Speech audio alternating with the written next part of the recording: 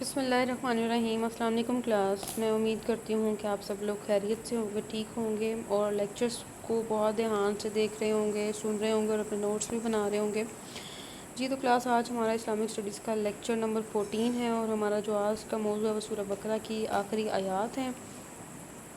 یہ آخری آیات جو ہیں سورہ بقرہ، پوری سورہ بقرہ کا خلاصہ ہیں، اور سورہ بقرہ کو مضامین کے اعتبار سے ہم 5 حصوں میں دیکھ سکتے ہیں، جس میں پورا چارٹ شیٹ میں نے بیان کیا تھا کہ کہاں پہ جو ہیں بنی اسرائیل پہ جو انعامات ہیں ان کا ذکر ہے، سزائیں جو ہوئیں، امامت کیوں چینی گئی، متقین کی کیا صفات ہونی چاہیے، وہ ساری بیان ہے۔ اور یہ جو ہے سورہ بقرہ کا آخری جو حصہ، میں نے آپ کو 5 حصے بتائے، یہ آخری حصہ ہے اور پوری صورت کا خلاصہ ہے۔ بہت اہمیت کے حامل ہیں یہ جو آخری 3 آیات ہیں، اور میں نے بتایا تھا آپ کو کہ جب نبی پاک صلی اللہ علیہ وآلہ وسلم معراج کے موقع پر تشریف لے کے گئے تھے تو اللہ تعالیٰ نے یہ بھی ایک تحفہ دیا تھا سورہ بقرہ کی آخری 3 آیات نبی پاک صلی اللہ علیہ وآلہ وسلم کو۔ اگر ہم ان آیات کو پیپر پوائنٹ آف ویو سے دیکھیں تو یہ بہت اہمیت کے حامل ہے۔ کیونکہ اس میں سے اکثر سوالات آتے ہیں اور آیات بھی آ جایا کرتی ہیں، آیات کے ترجمے پوچھے جاتے ہیں، ٹرانسلیشن پوچھی جاتی ہے، اور نوٹس تو آپ کو اس کے ملیں گے ہی، لیکن جب تک آپ اس کی ویڈیو نہیں دیکھو گے، آپ اس کا پورا لیکچر نہیں دیکھو گے، آپ کو سمجھ نہیں آئے گی کہ کیا کیا میننگ اس میں ہڈن ہے جو کہ ہمیں سمجھنے ہیں۔ تو قرآن مجید کو ہمیشہ انسان کو قرآن مجید کو اس نیت کے ساتھ پڑھنا چاہیے کہ ہمیں اس سے ہدایت لینی ہے، کیونکہ جب تک ہم اس نیت سے نہیں پڑھتے ہمیں ہدایت نہیں ملتی۔ قرآن مجید کو ہمیشہ اس نیت سے پڑھیں جنہیں اللہ کے نبی نے صاحب القرآن کہا ہے۔ ہم نے تعارف قرآن میں یہ بات پڑھی تھی کہ جو انسان قرآن کو اس نیت سے پڑھتا ہے کہ میں نے اسے ہدایت لینی، انہیں اللہ کے نبی نے صاحب القرآن کہا ہے۔ تو آج کا لیکچر شروع کرنے سے پہلے ہم اپنے پریویس لیکچر کو دیکھ لیتے ہیں۔ ہم نے پڑھا تھا کہ اللہ کے لیے ہے جو کچھ آسمانوں میں ہے، جو کچھ زمین میں ہے، اور جو کچھ تم اپنے دلوں میں رکھتے ہو اسے ظاہر کر دو یا چھپاؤ، اللہ تعالیٰ اس کا حساب لے گا، اور پھر جسے چاہے گا وہ بخش دے گا اور جسے چاہے گا وہ عذاب دے گا۔ اللہ تعالیٰ ہر چیز پر قدرت رکھتا ہے۔ دیکھیں بچے، یہ بات ہم نے ڈیٹیل کے ساتھ پڑھی تھی کہ جب یہ آیت نازل ہوئی تو صحابہ کرام پریشان ہو گئے کہ اللہ کے نبی جو حکم ہوتا ہے اللہ کی طرف سے ہم کرتے ہیں، ہم جہاد کرتے ہیں، ہم جو حکم آتے ہیں ہم کرتے ہیں، لیکن جو دلوں کے جو خیالات ہیں، جو دلوں کے معاملات ہیں، ہم اس کا کس طرح سے حساب دیں گے؟ کیونکہ بعض اوقات دلوں میں انسان کے اس طرح کے خیالات آتے ہیں کہ انسان کسی کے ساتھ ڈسکس بھی نہیں کر سکتا۔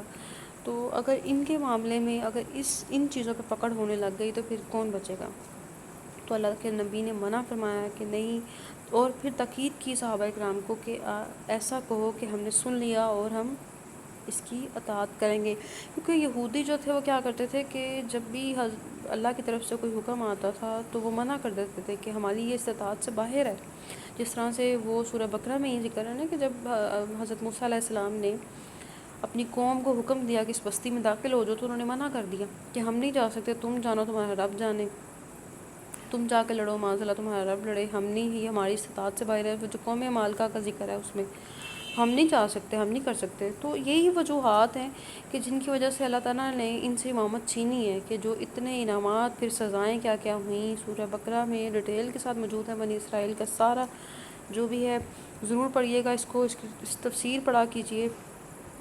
سورہ بقرہ پوری صورت بہت اہمیت کی حامل ہے، بہت بہت ہڈن میننگز اس میں چھپے ہوئے ہیں، اور متقین کے لیے ہدایت ہے اس میں۔ اچھا جی، تو ہم نے پھر اللہ کے نبی نے یعنی منع فرمایا، تاکید کی کہ بس یہ کہو کہ ہم نے سن لیا اور ہم اس کی اطاعت کریں گے۔ اور میں نے آپ کو خیال کی 4 قسمیں بتائیں جو علماء نے اس کی تفسیر کی ہے کہ اللہ تعالیٰ نے کس ارادے پہ جو ہے انسان کی پکڑ ہوتی ہے، یعنی خیالات کی 4 قسمیں ہوتی ہیں۔ ایک تو تھا نا وسوسہ آیات چلا گیا، تردد جو ہے کروں یا نہ کروں۔ ہم کے بارے میں نے بتایا تھا آپ کو کہ ہم وہ ارادہ ہوتا ہے انسان کا کہ ہاں انسان طے کر لیتا ہے کہ ہاں میں نے کرنا یا نہیں کرنا۔ آفٹر دیٹ کیا ہوتا ہے کہ عزم سلیم، یعنی پختہ ارادہ جس کو کہتے ہیں۔ تو 3 کیٹیگریز جو ہیں علماء کے مطابق، علماء نے جو اس کی تفسیر کی ہے کہ 3 خیالات پہ انسان کی پکڑ نہیں ہے، لیکن جو چوتھا سٹیپ آ جاتا ہے، جو چوتھی کیٹیگری آ جاتی ہے، اس پہ انسان کی پکڑ ہوگی۔ تو ہم یہ ڈیسائیڈ نہیں کر سکتے کہ کس کی پکڑ ہوگی کس کی پکڑ نہیں ہوگی، ہم صرف اس کی تفسیر کرنے کی کوشش کریں گے، مفہوم کو سمجھنے کی کوشش کریں گے. باقی قانون محاسبہ اللہ تعالیٰ کا، کیونکہ اگلی آیت میں اللہ تعالیٰ ارشاد فرما رہے ہیں کہ وہ جس کو چاہے گا بخش دے گا اور جس کو چاہے گا عذاب دے گا. قانون محاسبہ اللہ تعالیٰ کی ذات کا ہے، ہم اس میں دخل اندازی نہیں کریں کیونکہ وہ حکمران ہے نا. اللہ تعالیٰ فیصلہ اپنے عدل کے مطابق کرتا ہے یا قانون کے مطابق کرتا ہے. اللہ مالک الملک ہے، وہ جسے چاہے گا معاف کرے گا، جسے چاہے گا بخش دے گا، جسے چاہے گا پکڑ کرے گا. کیونکہ بعض اوقات اللہ تعالیٰ دے کے بھی آزماتے ہیں اور چھین کے بھی آزماتے ہیں، تو ہم اس میں دخل اندازی نہیں کر سکتے. ہم بلکہ میں ہمیشہ یہ تاکید کرتی ہوں اپنے اسٹوڈنٹس کو بھی کہ کبھی بھی کسی کو اتنے یہ الفاظ نہیں بولنے چاہیے کہ فلاں کو اللہ نے بخشنا نہیں ہے. نعوذ باللہ. ہم اس چیز کا فیصلہ کر ہی نہیں سکتے کہ کسی کے مال کیسے، کسی کے مال کیسے نہیں. ہاں اگر آپ کو کوئی بات بری لگتی ہے کسی کی، کیونکہ برائی سے تو روکنا چاہیے نا، تو اچھے انداز میں، ٹھیک ہے، اچھے انداز میں آپ دین کی طرف بلا سکتے ہو، لیکن ایسا نہیں ہو سکتا کہ آپ ان کے بارے میں فیصلہ کر کے بیٹھ جاؤ کہ ہاں یہ ہے، تو ایسا نہیں ہوگا. اچھے انداز میں بلاؤ دین کی طرف، اور آپ کا اخلاق، آپ کا بات کو بتانے کا انداز ایسا ہونا چاہیے کہ دوسرا جو ہے وہ آپ کی بات ماننے پہ مجبور ہو جائے. تو اللہ تعالیٰ بہت قدرت رکھنے والے ہیں، بے شک بہت قدرت رکھنے والے ہیں. اللہ تعالیٰ کے پاس قدرت ہے. تو ہمارے دین میں دو بنیادی تصورات ہیں کہ غلطی ہو جائے تو توبہ کی جا سکتی ہے، اور بعض جو معاملات ایسے کہ نیکیوں کے باوجود بھی اعمال ضائع ہو گئے، تو یہ معاملات صرف اللہ کے پاس ہیں. ٹھیک ہے، وہ جسے چاہے گا بخشے گا اور جسے چاہے گا اس کی پکڑ کر لے گا. آج کی جو ہماری آیات ہیں وہ سورہ بقرہ کی 285 سے 286 تک ہم پڑھیں گے. بسم اللہ الرحمن الرحیم. اللہ تعالیٰ ہمیں قرآن مجید کو پڑھنے، سمجھنے، اس پہ عمل کرنے کی توفیق عطا فرمائے. تو آمن الرسول بما انزل علیہ من ربہ والمؤمنون کل آمن باللہ والملائکۃ وکتبہ ورسلہ لا نفرق بین احد من رسلہ وقالوا سمعنا واطعنا. یہ وہی بات آ گئی یہاں پہ کہ ہم نے سنا اور ہم اطاعت کریں گے اس کی. ٹھیک ہے، ہم نے سن لیا اور ہم اس کی اطاعت کریں گے. غفرانک ربنا والیک المصیر. ہمیں تیری طرف ہی لوٹ کے جانا ہے. یہاں پہ ایمان بالغیب کا ذکر ہو رہا ہے. کس کا؟ عقیدہ آخرت کا، جو کہ ہم آپ لوگوں نے فرسٹ ایئر سیکنڈ ایئر میں بھی پڑھا ہوگا. سیکنڈ ایئر میں تو نہیں، فرسٹ ایئر میں آپ نے اسلامیات کی بک میں پڑھا ہوگا کہ جو ہے عقیدہ آخرت کا کیا تصور ہے، کہ ہاں ہم انسان کس نیت سے عمل کرتا ہے کہ ہم جو بھی کام کریں گے ہمیں اس کا حساب دینا ہے، اللہ تعالیٰ کو قیامت آنی ہے. ٹھیک ہے. اب جو نان مسلم ہیں ان کے پاس یہ عقیدہ آخرت کا تصور نہیں ہے نا. وہ کہتے ہیں کہ نہیں بس ہو گیا، زندگی یہیں پہ تھی اور ہمارے جو اعمال ہوئے ان کو بس ہو گیا، ٹھیک ہے، ختم. لیکن ہمارا یہ عقیدہ ہے، ایمان بالغیب ہے ہمارا. ٹھیک ہے، ایمان تو وہی ہے نا جو بغیر دیکھے ایمان لایا جائے. تو ہمارا یہ ایمان ہے کہ ہمیں اللہ تعالیٰ کی طرف لوٹ کے جانا ہے. لا یکلف اللہ نفسا الا وسعها لها ما کسبت وعلیہا ما اکتسبت. اچھا، یہاں پہ نا جو ہے دو بڑے ڈفرینس آتے ہیں اس آیت میں، دو بڑے فرق ہیں جو کہ ہمیں سمجھنے. اللہ اور علیہا، یہ ہے کسبت اور اکتسبت کیا چیز ہے، یہ ہمیں سمجھنے ہیں. دو، ایک ہے جی پازیٹیو کسبت، پازیٹیو سینس میں، جو بیسیکلی نا اس کا یہ جو دو الفاظ ہیں ہمارے پاس کسبت اور اکتسبت، ان کا مادہ سیم ہے. ٹھیک ہے، مادہ کیا سیم ہے ان کا کہ دیکھو کاف ہے، سین ہے، با ہے، ان کا مادہ سیم ہے، ایک جیسا مادہ ہے ان کا. ان کے میننگ کا معنی کیا ہے تو آپ خود دیکھو نا ایک. لیکن یہاں پہ ایک فرق میں سٹارٹنگ میں اس لیے بتا دیتی ہوں تاکہ بعد میں جب آپ اس کی ڈیٹیل سمجھنے جاؤ گے تو آپ اس کو دوبارہ سے دیکھو گے، یہ والا پازیٹیو سینس میں اور یہ والا نیگیٹیو سینس میں. یعنی جس نے پازیٹیو سینس میں جو کام کیا اس کی طرف پازیٹیو ہی ریوارڈ آئے گا، لیکن اکتسابت میں آ جاتی ہے نیگیٹیو. دیکھیں دونوں کے معنی ایک ہی ہیں، جو اس نے کمایا، جو اس نے کمایا. یہ والا ڈفرینس آپ نے یاد رکھنا ہے کہ یہاں پہ ایک تو پازیٹیو سینس میں اور ایک نیگیٹیو سینس میں ہے. میں آگے اس کی ڈیٹیل بتاتی ہوں آپ کو. چلیں جی شروع کرتے ہیں اس کی ٹرانسلیشن، اس کے بعد اس کی تفسیر کی طرف آتے ہیں. بسم اللہ الرحمن الرحیم. رسول اس پر ایمان لایا جو کچھ اس کے رب کی طرف سے اس کی طرف اترا، اور مومن بھی اللہ پر اور اس کے رسولوں پر، اس کی کتابوں پر، اس کے رسولوں پر ایمان لائے، اور ہم اس کے رسولوں میں سے کسی کے درمیان فرق نہیں کرتے. انہوں نے کہا کہ ہم نے سنا، ہم نے اطاعت کی اور تیری بخشش چاہیے. پھر اس کے بعد دعا سکھائی جا رہی ہے، اے ہمارے رب ہمیں تیری طرف لوٹ کر جانا ہے. اللہ کسی کو اس کی گنجائش سے زیادہ تکلیف نہیں دیتا. اس کے لیے اجر ہے جو اس نے کمایا اور اس کے لیے وبال ہے جو اس نے کمایا. دیکھیں میں نے آپ کو بتایا تھا ابھی کہ ایک پازیٹیو سینس میں اور ایک نیگیٹیو سینس میں آ جاتا ہے. پازیٹیو سینس سے مراد ہے کہ یعنی پازیٹیو کام ہے، نیگیٹیو سے مراد ہے برے، یعنی ان کاموں کا وبال ہوگا انسان کے ذات پہ. ٹھیک ہو گیا. اچھا، یہاں پہ ایک اور اہم جو نقطہ ہے وہ یہ ہے کہ کفرانہ کا، یہاں پہ اللہ تعالیٰ دعائیں سکھا رہے ہیں، لا یکلف اللہ، یہاں پہ اللہ تعالیٰ نے یعنی تفسیر میں آتا ہے کہ یہ جو آیت ہے اللہ تعالیٰ نے مسلمانوں کی پریشانی دور کرنے کے لیے نازل کی تھی کہ ہاں اللہ تعالیٰ کسی بھی ذی نفس پہ اس کی طاقت سے زیادہ بوجھ نہیں ڈالتا، ٹھیک ہے۔ اچھا جی، یہ تو تھی ہماری آیات کے ترجمہ۔ اب ہم اس کی تفسیر کی طرف آتے ہیں کہ تفسیر کیا ہے۔ اس آیت کے اندر ایمان کے بنیادی اجزاء کا ذکر آیا ہے، ایمان بالغیب کے بنیادی اجزاء کا ذکر ہے، ٹھیک ہے۔ ایمان بالغیب کیا ہے جی؟ بغیر دیکھیں ایمان لانا نا، ایمان بالغیب بیسیکلی اس کے 6 اجزاء ہیں بنیادی طور پہ۔ یہاں پر بنیادی طور پہ اگر آپ دیکھو نا تو یہاں پہ کیا کن کن چیزوں کا ذکر ہے؟ رسولوں کا ذکر ہے، کتابوں کا ذکر ہے، عقیدہ آخرت کا ذکر ہے، فرشتوں کا ذکر ہے۔ دیکھیں آپ دیکھ رہے ہیں نا، ایمان بالغیب، اللہ پہ ذکر ہے، اللہ کا ذکر ہے، اللہ پر ایمان کا ذکر ہے، تو یہ کیا چیز ہے؟ ایمان بالغیب ہو جاتی ہے۔ اچھا جی، تو ایمان نہ ہمیشہ یاد رکھیے گا ایمان ہوتا ہی بالغیب ہے، جو بالغیب نہ ہو وہ ایمان نہیں ہوتا، ایمان ہوتا ہی بالغیب ہے۔ دیکھ لیا تو پھر بھی ٹھیک ہے، نہیں دیکھا تو بھی ایمان لے کر آنا ہے۔ تو اس میں زیادہ تر جو ہے وہ بیسیکلی 6 چیزوں کا جو ہے ہم اس کو پڑھیں گے۔ ایک تو ہو گیا اللہ، پھر ہے جی اللہ کے فرشتے، پھر کتابیں اور رسول ہیں، اس کے کل 6 اجزاء ہیں یعنی ایمان بالغیب کے۔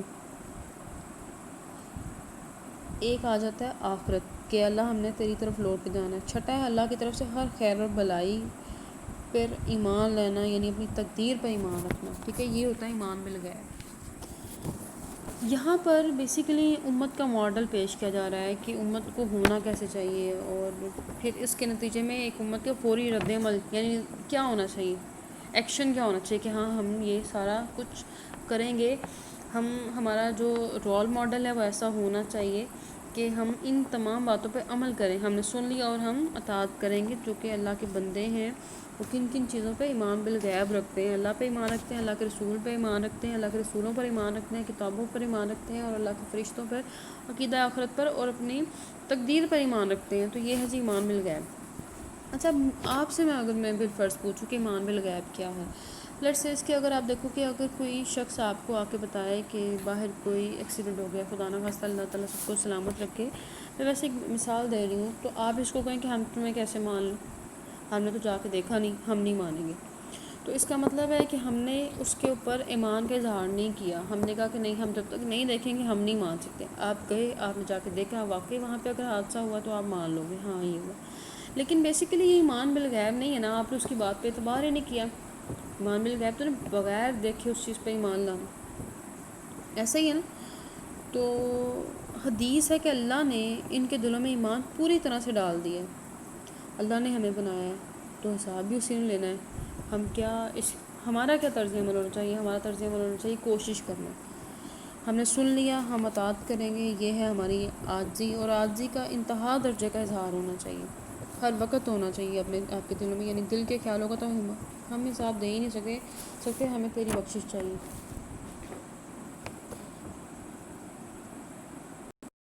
اچھا، یہ جو آیات ہیں، یہ جو ابھی ہم نے ساری اسٹڈی کی ہیں، یہاں تک تو ہمیں سمجھ آ گیا نا کہ ایمان بالغیب کا ذکر ہو رہا ہے، اور ہمارا کیا طرز عمل ہونا چاہیے کہ فوری عاجزی ہونی چاہیے۔ یہ دیکھیں کہ ہم نے سن لیا ہے اللہ، ہم تیری اطاعت کریں گے، عاجزی کا اظہار ہونا چاہیے، کیونکہ دلوں کے خیال کے تو ہم حساب دے ہی نہیں سکتے نا، ہم بس تیری بخشش چاہتے ہیں۔ حضرت ابن عباس رضی اللہ تعالیٰ عنہ سے روایت ہے کہ مسلم شریف میں، ترمذی شریف میں، مسند احمد میں اس کا ذکر آتا ہے کہ اللہ تعالیٰ نے اگلی جو آیت جو نازل کی ہے مسلمانوں کی پریشانی دور کرنے کے لیے نازل کی، کون سی آیت ہے؟ یہ والی آیت ہے۔ اللہ تعالیٰ کسی ذی نفس پہ اس کی طاقت سے زیادہ بوجھ نہیں ڈالتا، اسے تکلیف نہیں دیتا، اور اس کے بعد جو ہے ہمارے پاس دعائیں آ جاتی ہیں، ہمارے رب ہمیں نہ پکڑ، اگر ہم سے بھول ہو جائے، ہم سے خطا ہو جائے، اے ہمارے رب، یہ ساری آگے دعائیں ہیں۔ اچھا جی، چلتے ہیں اس کی تفسیر کی طرف۔ تو ایک تو ہوتا ہے نا لا تؤاخذنا، اب اس کے بعد جو ہے نا ساری دعائیں آ جاتی ہیں کہ اے ہمارے رب، ہمارا مواخذہ نہ کرنا، مواخذہ یعنی مواقبہ نہ کرنا، اللہ تو ہمیں سزا نہ دینا اگر ہم بھول جائیں، ہمارا مواخذہ نہ کرنا، اگر ہم سے کوئی غلطی ہو جائے ہمارا مواخذہ نہ کرنا۔ ایک ہوتا ہے محاسبہ اور ایک ہوتا ہے مواخذہ۔ ہم نے پڑھا کہ وہ حساب سب کا کرے گا، لیکن کیا کرے گا، کہاں پکڑے گا، کس کو پکڑے گا، یہ اس کا قانون ہے۔ وہ جسے چاہے گا پکڑے گا، جسے چاہے گا بخش دے گا، جسے چاہے گا چھوڑ دے گا۔ اب یہ دعا سکھائی جا رہی ہے، اور یہ دعا سکھائی ہے کہ تم ساتھ ساتھ یہ دعا کرو کہ اللہ ہم سے غلطی ہو جائے یا بھول ہو جائے، اس پر نہ پکڑنا، حساب تو نے کرنا ہے۔ حضرت عائشہ صدیقہ رضی اللہ تعالیٰ عنہا نے ایک بار نبی پاک صلی اللہ علیہ وسلم سے پوچھا کہ اللہ کے نبی، آسان حساب کیا ہوتا ہے، آسان حساب کا کیا مطلب ہے؟ نبی پاک صلی اللہ علیہ وسلم نے فرمایا کہ جس کا حساب شروع ہو گیا وہ پکڑا گیا۔ اب اس کو میں آگے آپ کو بتاتی ہوں آگے کیا ہے۔ تو اس لیے ہم حساب جو ہے وہ دے ہی نہیں سکتے، ہماری اتنی جو ہے استطاعت ہی نہیں ہے کہ ہم اللہ کو حساب دیں۔ جب اللہ تعالیٰ حساب پریسائز کرنا شروع کر دے تو ہم بچ سکتے ہی نہیں، لہٰذا بچنا ہے تو اللہ کی رحمت سے بچنا ہے ہم نے، اور ہمیں اللہ تعالیٰ کی رحمت ہی مانگنی چاہیے ہمیشہ۔ حضرت عائشہ صدیقہ رضی اللہ تعالیٰ عنہا نے پوچھا ہے اللہ کے نبی، آسان حساب کا مطلب کیا ہے، کون سا حساب ہے جو کہ آسان ہوگا؟ تو اللہ کے نبی نے ارشاد فرمایا کہ حساب یسیر، یعنی حساب یسیر ہوتا ہے کہ آسان حساب۔ تو آپ صلی اللہ علیہ وسلم نے فرمایا حساب یسیر تو بس پیشی ہونی ہے، تو بس پیش ہوگا ایک انسان اور کہا جائے گا کہ چلو معافی ہو گئی، اور کچھ نہیں۔ اللہ نے تو جو حساب کرنا ہے وہ یہ ہے کہ یہ تمہارا سارا کھاتا ہے اور معاف۔ سبحان اللہ، سبحان اللہ۔ کیونکہ اللہ تعالیٰ نے، ہم نے پچھلی آیت میں پڑھا ہے کہ اللہ تعالیٰ جسے چاہے گا بخش دے گا اور جسے چاہے گا عذاب دے گا، اور یہاں یہ فرمایا اور دعا سکھائی جا رہی ہے مسلمانوں کو۔ آپ صلی اللہ علیہ وسلم نے فرمایا کہ میری امت سے بھول اور غلطی ویسے ہی معاف کر دی گئی ہے۔ یہ وہی بات ہے کہ جو اللہ تعالیٰ، اگر ہم دیکھیں نا کہ اللہ جو ہم بھول کے کوئی کام کر لیں، کیوں اس کے آگے، مطلب اگر آپ دیکھو کہ اللہ کے نبی نے کیوں ارشاد فرمایا کہ میری امت سے بھول اور غلطی ویسے معاف کر دی گی، کیونکہ یہ بات یاد رکھیے گا کہ مومن جو ہے، جو سچا مومن ہے، کبھی ارادتاً برا نہیں سوچتا، کبھی ارادتاً برا نہیں کرتا۔ اس سے برائی ہو جاتی ہے تو وہ پھر اللہ سے دعا کرتا ہے۔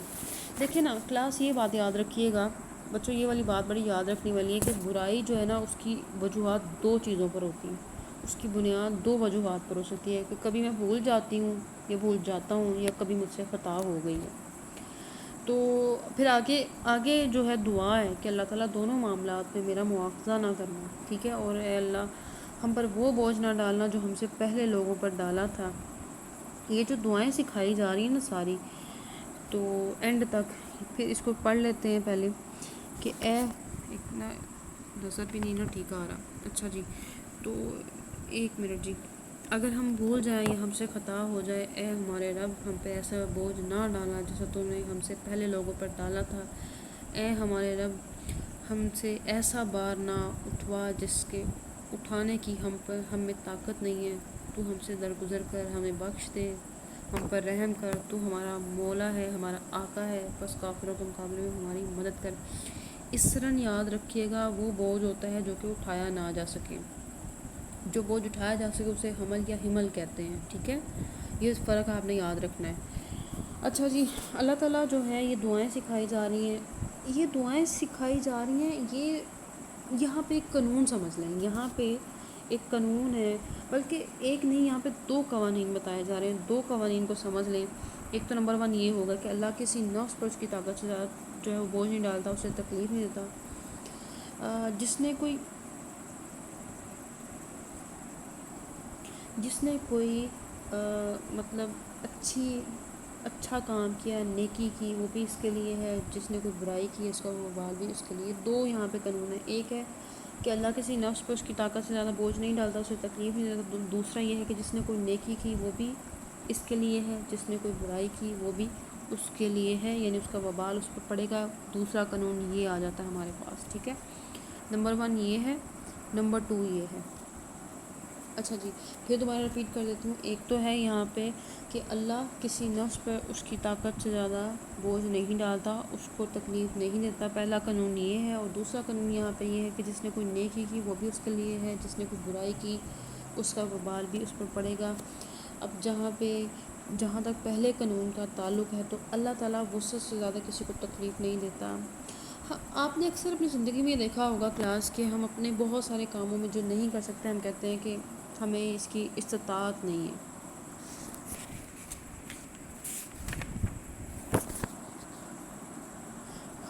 خاص طور پہ اگر ہم بات کریں نا دین کے معاملے میں، تو دین کے معاملے میں ہم اکثر یہی بات کرتے ہیں کہ اس کی ہمیں توفیق نہیں ہوئی، ہمیں استطاعت نہیں، اور اللہ تعالیٰ ہماری استطاعت سے بڑھ کے ہمیں تکلیف نہیں دے گا۔ استطاعت ہے یا نہیں ہے یہ اللہ دیتا ہے، اور یہ جو استطاعت کا قانون ہے یہ بالکل ایسے ہی جیسے کسی ایک شخص کی دماغی صلاحیتیں دوسرے سے مختلف ہوتی ہیں، یعنی کوئی بہت انٹیلیجنٹ ہے، کوئی انٹیلیجنٹ نہیں ہے، کوئی کم ذہن ہے، کسی کی نظر بہت تیز ہے، کسی کی نظر تیز نہیں ہے، کوئی کمزور نظر کا مالک ہے، کسی کی سماعتیں بہت تیز ہیں، ٹھیک ہے، ہیئرنگ جو ہے وہ بہت تیز ہے، اور کسی کی کمزور ہے، کسی کا مائنڈ بہت تیز ہے، کسی کا مائنڈ تیز نہیں ہے۔ تو یہ صلاحیتیں اللہ تعالیٰ کی طرف سے دی ہوئی ہیں، اور ہر انسان کی مختلف ہے۔ اچھا، اللہ تعالیٰ نے انسان کو جس طرح سے بنایا ہے نا، یہ بات بڑی امپورٹنٹ ہے، اللہ تعالیٰ نے انسان کو جس طرح سے بنایا ہے، اللہ تعالیٰ نے حساب بھی اسی طرح سے ہی لینا ہے۔ یعنی ایسا نہیں ہے کہ سب کا حساب ایک جیسا ہوگا، بظاہر سب کے ساتھ ایک جیسا معاملہ ہو رہا ہوگا، لیکن جو حساب لینا ہے نا اللہ تعالیٰ نے وہ الگ الگ ہوگا۔ اللہ اکبر، بالکل ایسا ہی ہے، یعنی جیسے سورہ مریم میں جو ہے اللہ تعالیٰ ارشاد فرماتے ہیں کہ قیامت کے دن ایک ایک اکیلا اکیلا ہر ایک اپنا اپنا حساب دے گا۔ اس کا مطلب کیا ہے؟ یعنی دنیا میں ہر چیز اللہ تعالیٰ نے مختلف بنائی ہے۔ لائک اگر آپ دیکھو نا، آپ اپنے آپ کو نوٹس کرو کہ ہمارے جو فنگر پرنٹس ہیں ہمارے سبلنگس کے ساتھ میچ نہیں ہو رہے ہوتے، ہمارے پیرنٹس کے ساتھ میچ نہیں ہو رہے، ہمارے فرینڈس کے ساتھ میچ نہیں ہو رہے ہوتے۔ آج کل تو موبائل فونز میں فنگر پرنٹس آ گئے ہیں، تو اگر آپ کے فرینڈز نے، آپ کے جو ہیں سبلنگس نے موبائل پہ فنگر پرنٹس لگائے ہوئے تو آپ تو بہن بھائی ہو، آپ کے کیوں نہیں میچ ہو رہے؟ وہ فوراً سے فون بھی جو ہے وہ اس کو ریکگنائز کر کے کہہ دیتا ہے نہیں کہ غلط ہے فنگر پرنٹ۔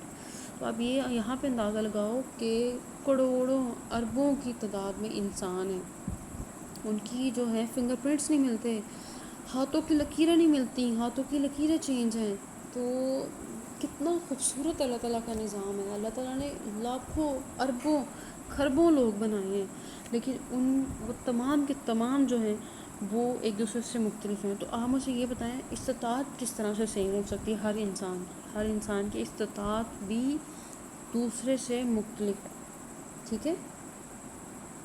تو ہمیں یہ جاننا ہوگا کہ استطاعت کا جو ایک قانون ہے اللہ تعالیٰ کا، ہر بندے کو اللہ کی طرف سے استطاعت ملتی ہے کہ یہ کام میں نے کرنا ہے۔ تو ایک بات یہاں پہ یاد رکھیے گا کہ جس طرح کی استطاعت ہوتی ہے ویسا ہی اللہ کا حساب ہوگا۔ جہاں پہ استطاعت ختم ہو جاتی ہے وہاں پہ امتحان ختم ہو جاتا ہے، جہاں پہ استطاعت مل جاتی ہے وہاں پہ امتحان شروع ہو جاتا ہے۔ تو یہ میں وہی کہوں گی کہ اللہ تعالیٰ بعض اوقات دے کے بھی آزماتا ہے اور چھین کے بھی آزماتا ہے۔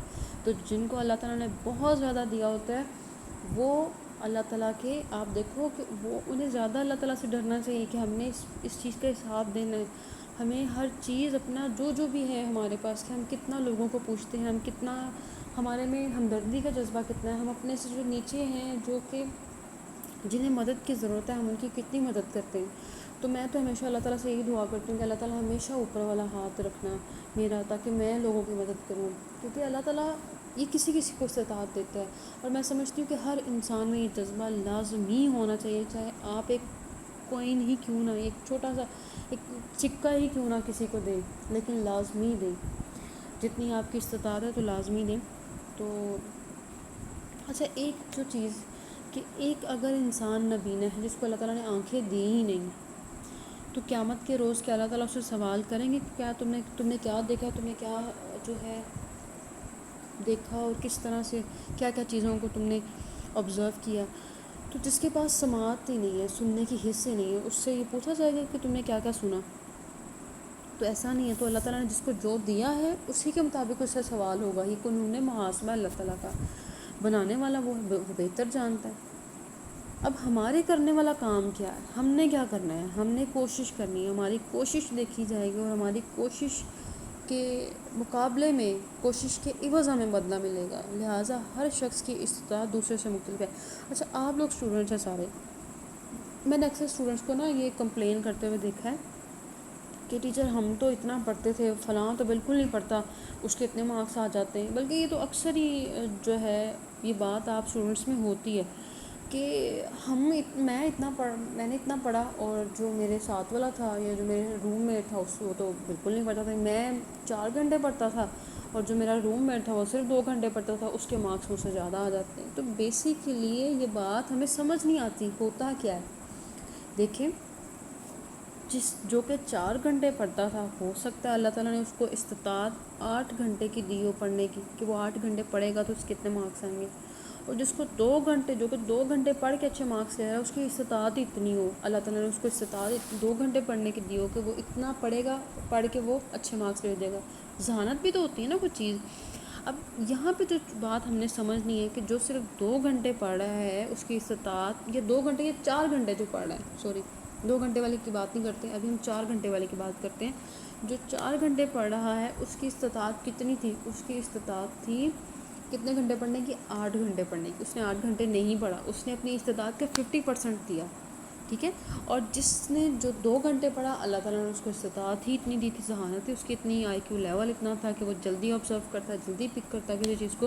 تو اس نے اپنی استطاعت کا 100% ہی دیا تھا، اس لیے اس کو اس کے مارکس ہم سے اچھے آئے.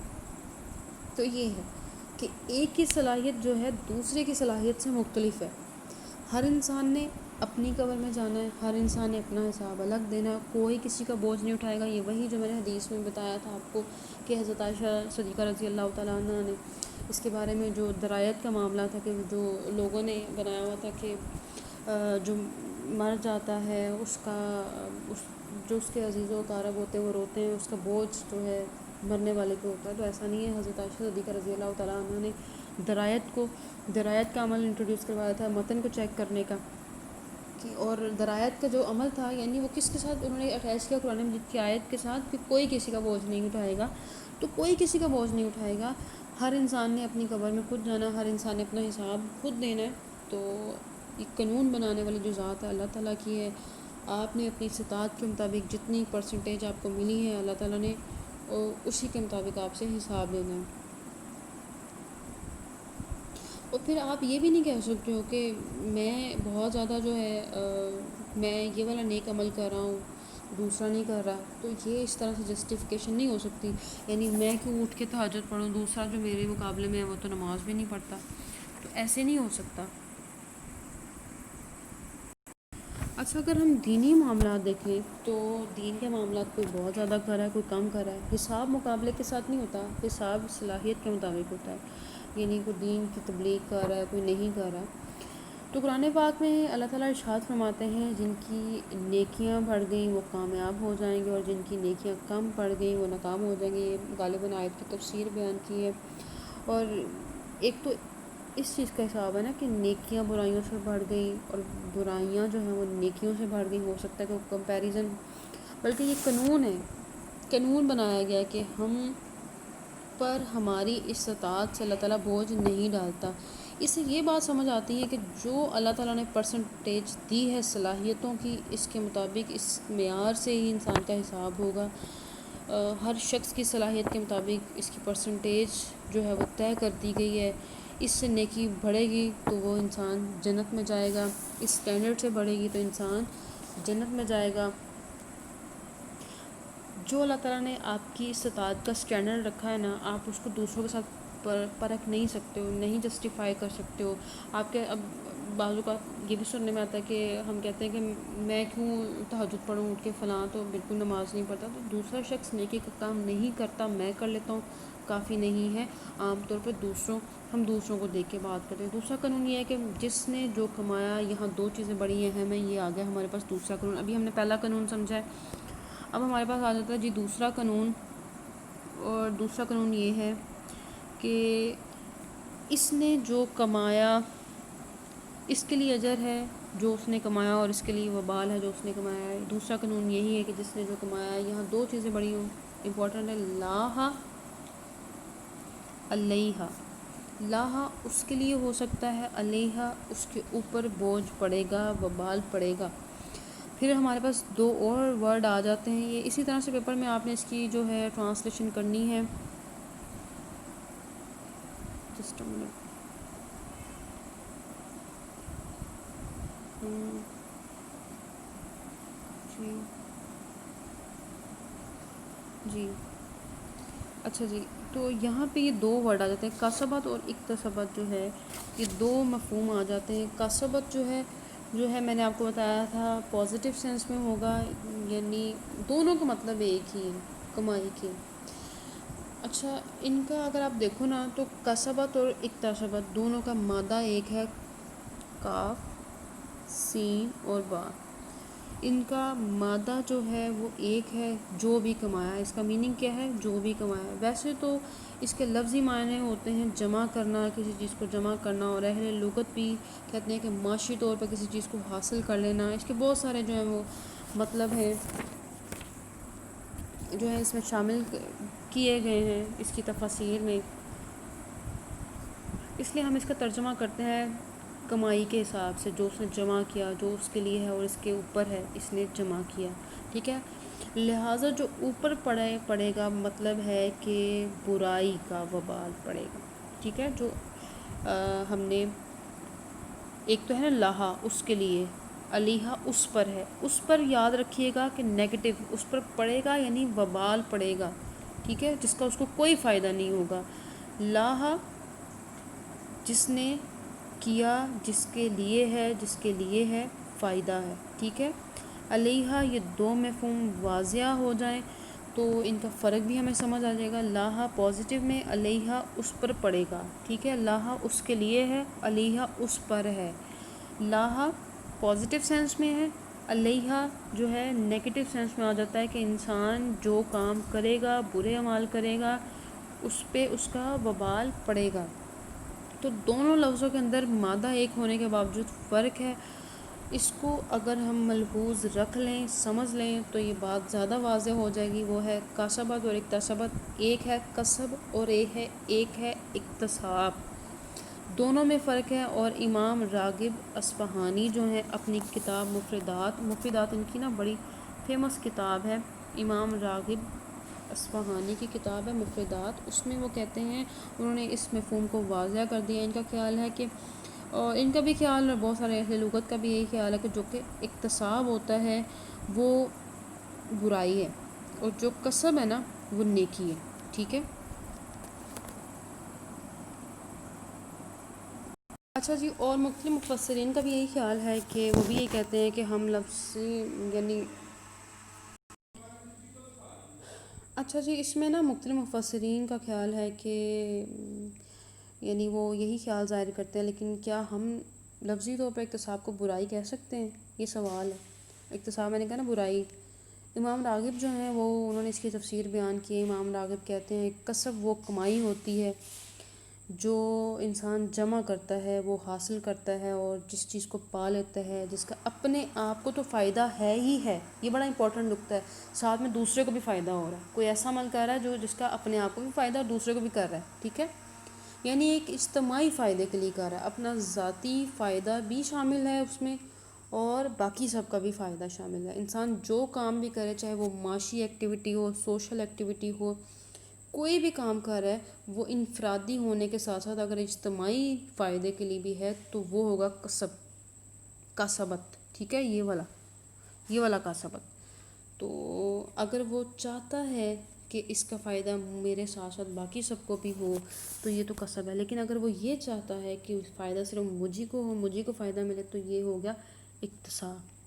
اچھا، امام راغب کہتے ہیں کہ کسب جو ہے نا، کسب یہ والا ورڈ یہ کل ہے، ٹھیک ہے، اور اکتسبت جو ہے نا یا اکتساب جو ورڈ ہے یہ جزو ہے کل کا۔ اور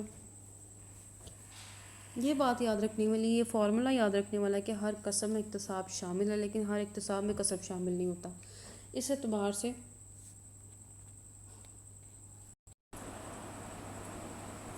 اچھا، ہر قسم میں اکتساب شامل ہے لیکن ہر اکتساب میں کسب شامل نہیں ہے، اس اعتبار سے اکتساب ایک فوکس چیز ہے، کسی خاص چیز کو کرے تو وہ اکتساب ہے۔ اگر انسان لہٰذا کوئی چیز آپ اپنے لیے خاص کر لیتے ہیں، نوعیت کے اعتبار سے خاص کر لیں، وہ اکتساب ہوگا، اور جب آپ اس کو عام کر دیتے ہو یعنی اجتماعی فائدے کے لیے کرتے ہو تو وہ کسب ہوگا۔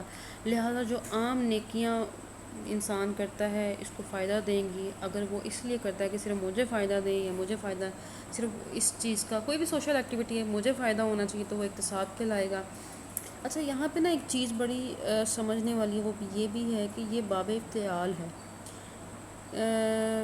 افتعال وہ کسب، یعنی وہ اس میں نا اس ورڈ میں وہ ساری خصوصیات ہیں کہ ایسی خصوصیات کسی میں جو کہ زیادہ تر نا اس ورڈ میں اس طرح کی خصوصیات شامل ہوتی ہیں کہ کسی بھی کام کو زیادہ توجہ کے ساتھ کرنا، محنت پٹ کرنا، اس کو باب افتعال کہا جاتا ہے۔ لہٰذا قسم نیکی کا وہ تصور ہے جو کہ اللہ اور اس کے رسول کا دیا ہوا ہے، اور اللہ اور انسان اس تصور کو اپنی وزڈم استعمال کیے بغیر، وزڈم شامل کیے بغیر جب کرتا ہے تو وہ قصب ہوگا، اگر اس کی اپنی وزڈم شامل کر لیتا ہے تو وہ اکتساب ہوگا۔ اور جب اکتساب آتا ہے لیکن اس نیکی کے تصور سے نکل جاتا ہے کہ وہ کمائی جمع پونجی ہے جو انسان اپنی عقل استعمال کرتے ہوئے کرتا ہے، اور اپنی عقل استعمال کرتے ہوئے انسان جو بھی کرتا ہے وہ اپنے فائدے کے لیے کرتا ہے، یہ وہی مفہوم ہے جو کہ امام راغب کے مفردات میں بیان ہوا ہے۔ اس سے یہ بات سمجھ آتی ہے کہ جب بھی اپنی عقل استعمال کرتے ہوئے نیکی کا تصور بناؤ گے، طرز عمل قائم کرو گے، تو سوال ہی نہیں پیدا ہوتا کہ اس کے نتیجے میں کوئی فائدہ برائی ہے، اپنے اوپر اس کا وبال پڑے گا۔ اس کے بعد دعائیں آتی ہیں۔ اچھا اس میں جو ہے نا کہ اے اللہ ہم پہ وہ بوجھ نہ ڈال، یعنی اسرن جو یہ ورڈ آ جاتا ہے یہاں پہ لفظ آیا اسرن، یعنی قرآن پاک میں 2 جگہ پر یہ استعمال ہوا ہے، اور جب اللہ تعالیٰ نے وعدہ لیا، ایک تو سورہ آل عمران کے اندر ہے کہ یہ کہ اس کو میری طرف سے وعدہ لیتے ہو یا تم میری طرف سے ذمہ داری قبول کرتے ہو، تو نبیوں نے کہا تھا کہ ہاں، سب نے کہا تھا کہ ہاں کرتے ہیں۔ تو اس سے مراد شریعت کی سختیاں بھی آ جاتی ہیں۔ تو اس آیت سے مراد اسرن سے مراد نہیں ہے، اسرن میں آ جاتا ہے کہ بوجھ کی کمائی نہیں ہے۔ دوسرا جو قرآن مجید میں سورہ اعراف کے اندر آتا ہے کہ اللہ تعالیٰ نے نبی صلی اللہ علیہ وسلم کو مبعوث کیا جو کہ ان کے اوپر سے وہ بوجھ ہٹانا ہے، جن کا مقصد جو کہ یعنی جو بوجھ ان سے، یہ تفسیر اور سائتی غالباً، جو کہ ان کے اوپر سے وہ بوجھ ہٹانا ہے۔ تو اسرن کے معنی میں 2 پہلو شامل ہیں، ایک ذمہ داری اور ایک عہد کی، دوسرا بوجھ ہے۔ جب اس کے معنی بوجھ ہٹانے کے ہیں تو علماء لغت نے بھی بیان کیا ہے کہ اسرن کے معنی وہ بوجھ ہے جو کہ انسان اٹھا ہی نہ سکے۔ ٹھیک ہے، میں نے بھی آپ کو بتایا تھا اسرن کے معنی ہوتے ہیں وہ بوجھ جو کہ انسان اٹھا نہ سکے، ایک وہ بوجھ ہوتا ہے کہ جو کہ انسان اٹھا سکتا ہے، اس کو حمل یا حمل کہتے ہیں، یعنی اتنا جتنا انسان اٹھا سکے، اور جو انسان اٹھا نہ سکے اس کو ہم اسرن کہتے ہیں۔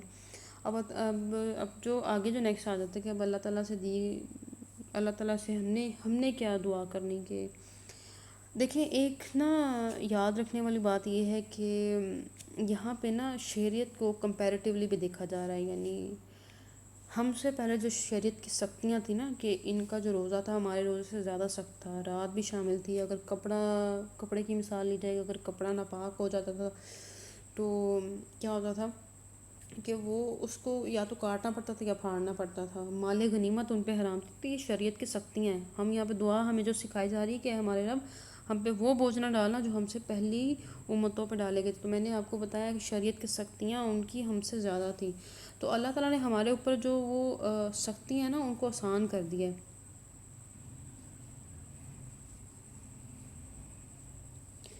اور دوسرا جو اس آیت کا پہلو ہے وہ یہ ہے کہ اللہ ہم پہ وہ بوجھ نہ ڈال جو ہم اٹھا نہ سکیں۔ جب اللہ تعالیٰ نے جو اسرا نہیں ڈالا تو حمل تو ڈالنا بنتا نا انسان پہ، تو انسان اٹھا سکتا ہے حمل۔ تو یہ بھی آگے دعا ہے، آگے ان کی دعا میں کہ اللہ حمل کے اعتبار سے وہ بوجھ بھی نہ ڈال جو ہم اٹھا سکتے ہیں۔ ٹھیک ہے، دونوں باتوں میں فرق ہے، باب تفعیل ہے یہ والا جو ورڈ ہے تو ہم ملنا، باب تفعیل کا یہ ورڈ ہے۔ اسرن تو ہے وہ بوجھ جو اٹھا نہ سکے، حمل وہ بوجھ ہوتا ہے کہ یعنی جو بوجھ ہم برداشت کر سکتے، لیکن وہ بھی کیا ہو کہ جب انسان برداشت کرتے کرتے ایک وقت آتا ہے کہ انسان تھک جاتا ہے، تو اس کے لیے بھی دعا اللہ تعالیٰ سکھا رہے ہیں کہ وہ بوجھ بھی نہ ہم پہ ڈالا جائے۔ اچھا، ڈالتے ڈالتے جو لفظ اس وزن پہ آتا ہے اس کے اندر استقلال پایا جاتا ہے، اس کے اندر تسلسل پایا جاتا ہے۔ قرآن مجید میں جو ہے اس کا ذکر ہوا ہے جب قرآن مجید نازل ہوا تھا نا، اس کے لیے دو الفاظ استعمال ہوئے ہیں، ایک تو ہے انزلہ اور ایک ہے نزلہ. نزلہ ایک ہے انزلہ اور ایک ہے نزلہ، ایک بارگی نزول اور ایک ہے جی تنزیل اترنا. اس کا کیا مطلب ہوتا ہے کہ اللہ تعالیٰ ایسا نہ ہو کہ تھوڑا تھوڑا پڑھتا رہے اور ہم اس کو بھی نہ اٹھا سکیں، طاقت نہ رہی تو اللہ تعالیٰ ہم پہ ایسا بوجھ نہ ڈال جو ہم اٹھا نہیں سکتے، وہ بھی نہ ڈال جو ہم نہیں اٹھا سکتے، وہ بھی نہ ڈال جو ہم اٹھا سکتے ہیں. تو سبحان اللہ، کوئی کسر نہیں چھوڑی. اللہ تعالیٰ نے دعائیں سکھائی ہیں انسان کو، اور ایٹ دی اینڈ اللہ تعالیٰ یہاں پہ ارشاد فرما رہے ہیں کہ بلکہ سکھا رہے ہیں مومنین کو کہ بے شک تو ہی ہمارا آقا ہے اور ہماری کافروں کے مقابلے میں ہماری مدد فرما.